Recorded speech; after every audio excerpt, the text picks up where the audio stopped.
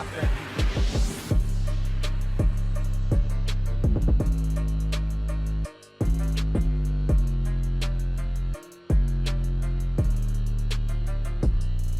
Alright, so this week's episode of My Hero Academia, or rather should I say last week's episode of My Hero Academia, because you're probably seeing this on Monday. I'm gonna try to get it out on Monday, but last week's episode, quote unquote, of My Hero Academia I felt like it was a lot slower. And it probably was if you really look at it at face value. And in my opinion, it was definitely a slower episode, and really a lot of these episodes for the past couple of weeks have been pretty slow with, little bits and pieces of action every there and again, like Night Eye, testing Deku and, his office and yada yada. But so far for the past couple of weeks, My Hero Academia Season 4 has been pretty slow.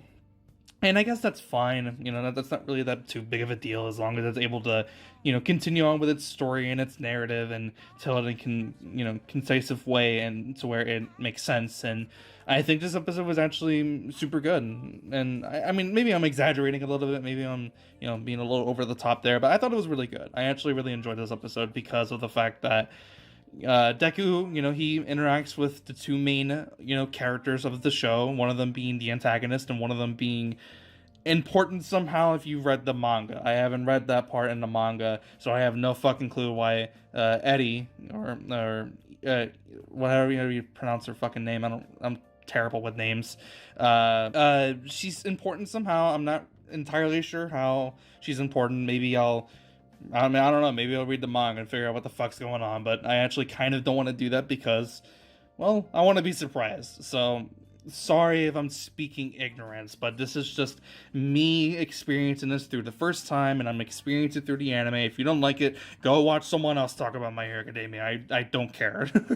So, she's important somehow, and Midoriya, interacts with her, and he can tell that she is incredibly distressed, and she's pleading for him to not go, because the whole point of Togata, Mito, and Midoriya going out on patrol like this is that they're, looking out for this guy, and lo and behold, they end up running into him, and they get a little bit of intel, but the main thing that they were supposed to do was not cause any suspicion between the agency that they're from and him doing whatever the hell he's doing behind the scenes. So the whole time as they're trying to keep away from suspicions, they're asking him questions as to why she has the bandages, why is she shaking, why is she trembling, why is she so terrified. And one of them in like a thought bubble basically says that we should just ignore them and just let them go. But I think it was Midoriya who says this, and he's like, well, if we just ignored it, then wouldn't it seem even more suspicious, because why would a hero do that? Like, a true hero would be able to spot that immediately and, question what the hell's going on, especially that they already know that he's a part of the Yakuza. He's the I'm not even gonna try to pronounce it.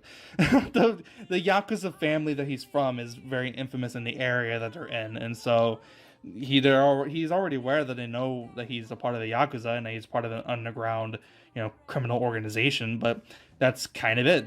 They're trying to keep away from suspicions, and ultimately, by the end of that part of the episode, she has to end up going with him because of some reason. I actually am not really entirely sure, because he shows off, Mito actually says that he showed off a murderous intent, and that that basically had forced her to go with him. And I'm guessing that it's because she didn't want anyone to get hurt in the situation because of her. She didn't want to be, she didn't want to feel guilty about someone potentially losing their life, because this motherfucker's quirk is insane.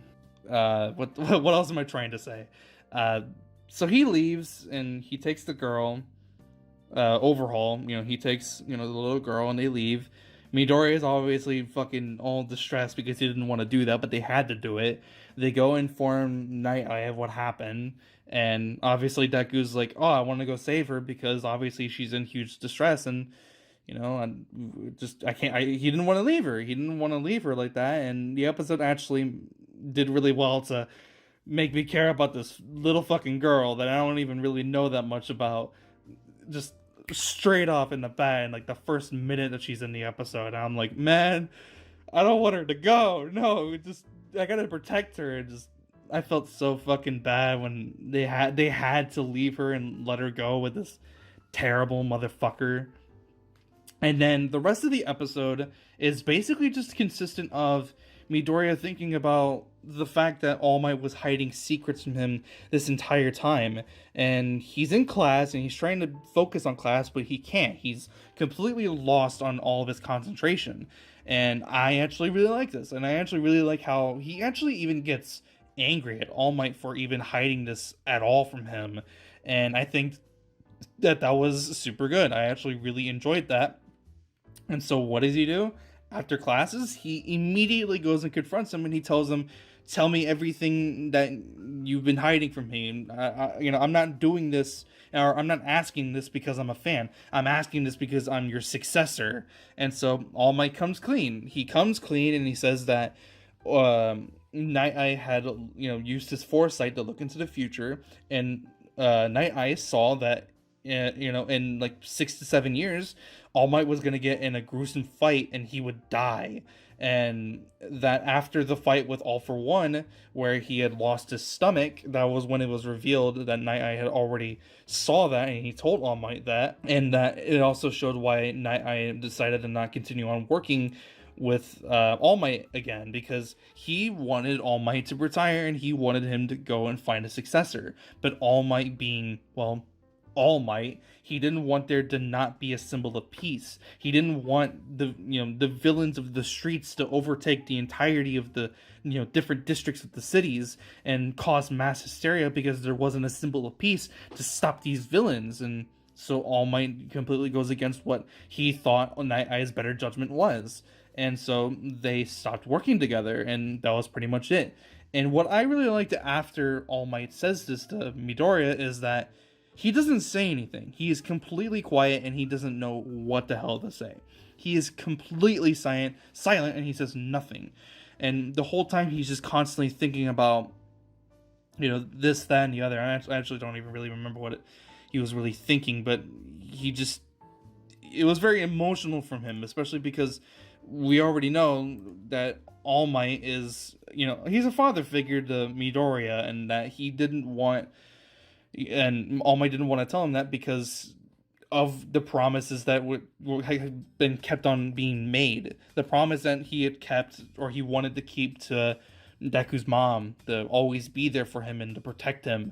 And All Might, not All Might, Deku also says to All Might that he wants him to stay alive so that way he can keep the promise at the sports festival, because at the sports festival, All Might told him to go out into the crowd and say, I am here. Deku didn't do that, and he wants All Might to stay alive for one day that he'll be able to finally do that. And the episode ends with them, keeping a promise to each other that they would always stick by each other and that they would change their fate. They would change fate that one day All Might would die. And, they make speculations of whether or not that actually even already happened, because people can change fate with hard work and determination if you really want to. And of course, it's anime. You could do anything in anime, but I just thought this was a really good part of the episode. I think the last half of the episode was thoroughly entertaining with just the performance of the voice actors doing what they're doing, and just the fact that it was written super well. I just think that this episode was written really well, even if it was slower paced. Next week, it seems like we're going to get a little bit more action, so let's wait for that and see how it is. So that's pretty much the end of the episode. If you did enjoy it for whatever reason, be sure to leave a like, if you're new, subscribe for more videos just like this. I don't know if there's going to be another episode this week on this Sunday, later in the week. No idea if there's going to be a new episode, because I said in my Boruto review already that there wasn't going to be a Boruto episode. So whatever happens, I'm going to try to figure out another type of video that I really want to make. So anyways, I'll see you guys in the next one. Have a fantastic day. I'm out.